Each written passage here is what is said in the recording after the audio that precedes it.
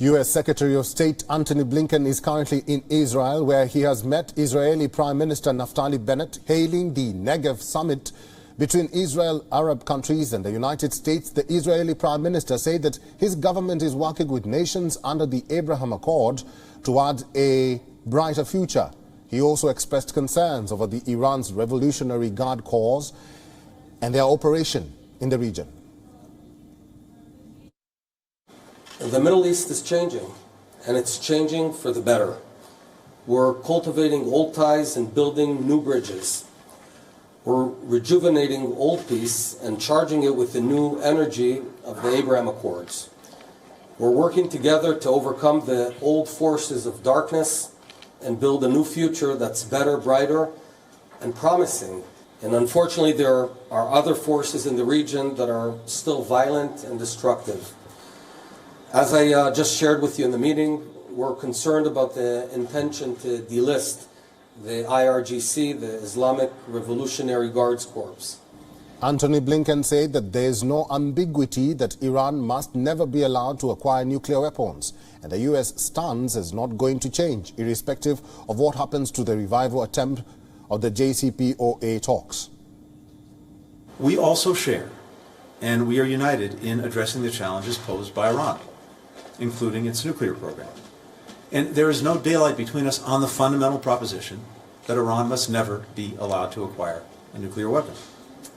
And whether there is a return to the JCPOA, the Iran nuclear agreement, or not, that principle will not change, nor will our commitment to it.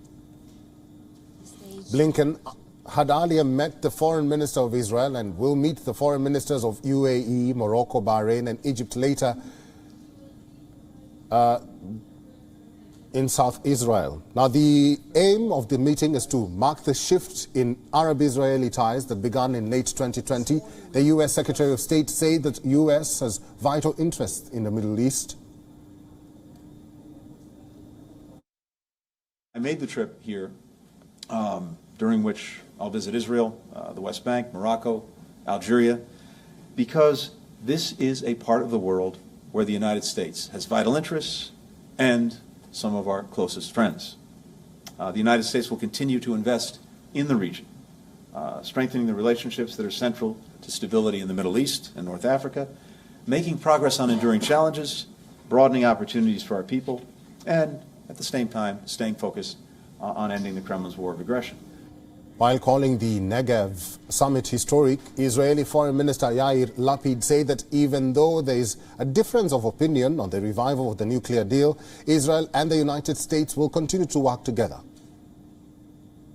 We have disagreements about a nuclear agreement and its consequences, but open and honest dialogue is part of the strength of our friendship.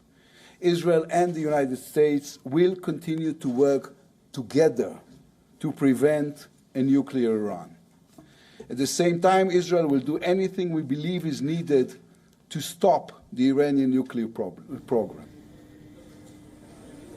Blinken is also slated to visit West Bank, Morocco and Algeria later. The summit comes at a crucial time when the West is engaging with Iran for the revival of the 2015 nuclear deal. The revival attempt has become a bone of contention between the United States and the West Asian nations. The nuclear talks had been close to an agreement a few weeks ago until Russia made last-minute demands, stressing that sanctions imposed on Moscow of its invasion of Ukraine must not affect its trade with Iran.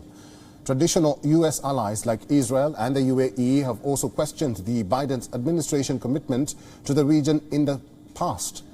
The two key issues discussed in the talks aimed at putting an end to the looming worries of West Asian nations about the nuclear deal with Iran and the potential global wheat shortage caused by the invasion of Ukraine. Blinken will also meet Palestinian President Mahmoud Abbas in Ramallah. Palestinians remain concerned that they are being forgotten. The Trump administration had closed the U.S. consulate in Jerusalem dedicated to Palestinian relations.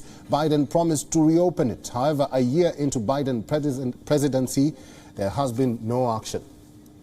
And for more on this, WION correspondent Jody Cohen sent us this report from Jerusalem. U.S. Secretary of State Blinken has met Sunday with Israel's Foreign Minister Lapid, President Herzog, Prime Minister Bennett, and his meeting Defence Minister Gantz too. He described his meeting with Bennett as a productive exchange that covered a lot of ground. This included discussions on Israel's mediation and humanitarian efforts regarding the war in Ukraine, efforts to improve Israeli-Palestinian ties, the Abraham Accords and the Iran nuclear talks. As the two-day Negev summit between Israel, the US, UAE, Bahrain, Morocco and Egypt begins, the focus will be on a show of unity and regional cooperation, something that would have been unimaginable only 2 years ago. This is Jodie Kern for WION World is One. WION is now available in your country. Download the app now and get all the news on the move.